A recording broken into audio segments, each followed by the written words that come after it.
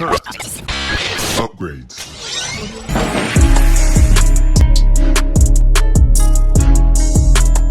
Welcome back, ladies and gentlemen, to another JVS movie review brought to you from the Toronto Film Festival. This film here was one of the most talked about films of the festival before it debuted, and at this point, even afterwards, because this is just a lot. So the name of this film is Aggro Dr1ft, and it's directed by Harmony Korine, and it stars Travis Scott. Yes. And here's a quick synopsis. A melodic assassin named Bo,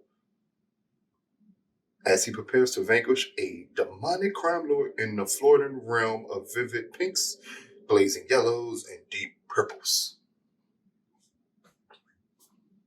If you are confused by that synopsis, welcome. I am confused by the movie that I watched. Now, Aggro Dr1ft is a film about this assassin who is attempting to struggle between balancing his life as an assassin and balancing his life with his family.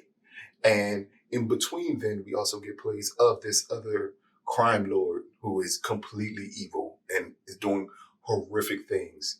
But keep in mind also, Bo is an assassin who also does horrible things. But it's made to play on that Bo is the hero of this story in the end. And him needing to dispatch this crime lord is top priority, as it's a case that he takes on. The issue with this film is that, one, this is not a movie. I refuse to believe this is a movie. This felt like I was watching a 32-bit video game, like an old Sega video game. That's the animation in this film. I don't know if this is transported from live action to animation, or is it just straight animation, or is it just this 2D feel type of process that it does. While I was watching it, all I kept on thinking is, this must be what it's like to play Grand Theft Auto on a broken LED screen, because that's the way it looks. This film is extremely hard to stare at, to look at, because nothing is clear. It's so many different colors as it changes. It changes with the moods of the characters at times with the colors, which is interesting if that's your thing. But it's that the characters are cartoonish in shape.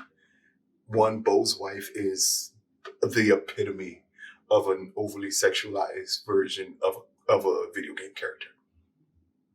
And you're stuck with some of the worst dialogue humanly possible. And you're having to strain your eyes to catch what's going on. Now, a lot of people would say this is experimental action and this is something that is revolutionary to them. No, that I didn't see that portions of it when I caught Aggro Dr1ft. What I do understand is that this film is more about the vibe of everything than it is about anything else. I think the score of the film is what leads for the vibes of it. Like, you're here for that. You're here for that, unfortunately, Travis Scott type sounds and that you're going to get in this film. That's what you're here for. So possibly for a younger audience, it's going to help you vibe out a little bit more, and it can play in as background noise for you and you not pay attention to anything. But if you actually have to sit down and pay attention to the plot of the film, it is really bad. The characters are not good. None of it makes sense. It is extremely hard to watch. It is so many elements of it that are bad. But then if you're just here for the vibes of it, which is a term that could be considered overly used, but here it makes perfectly good sense, where it's vibes over substance, because that's what this film is for. This film is vibes over substance. There's no substance in this film, but you're here for the vibes of it. And if you just look at it from the perspective of the vibes of it, I can understand how you can thoroughly enjoy this movie. Because again, if it's this playing in background noise and you're kind of paying attention here and there to the plot or just to the characters in general, the visuals at times, even though they're hard to watch, some of them really do stand out. Some of the killings in it stand out a lot. But it's just too much at one time. And not in a good way, not in a way where it submerges you into the world. Here, it is just really hard to get into this world, especially if you are accustomed to anything that should be clear to you.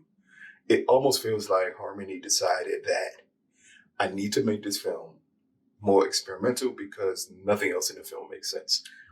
And that's what you get from Aggro Dr1ft. It's nothing else in the film makes sense.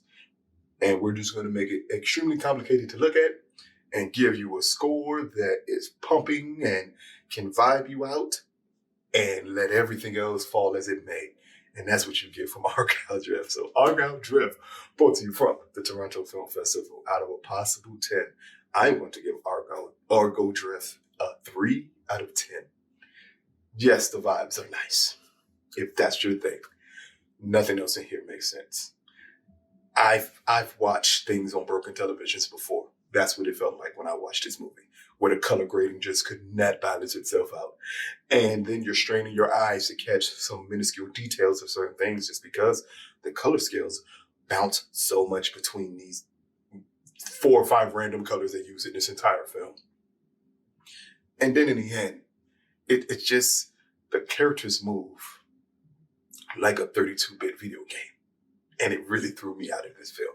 So the vibes unto itself could do absolutely nothing. And I had to focus on the story and the characters. And none of that is enjoyable. But check it out when it drops. Let us know what you think. This has been another JVS movie review brought to you from the Toronto Film Festival. Peace, people.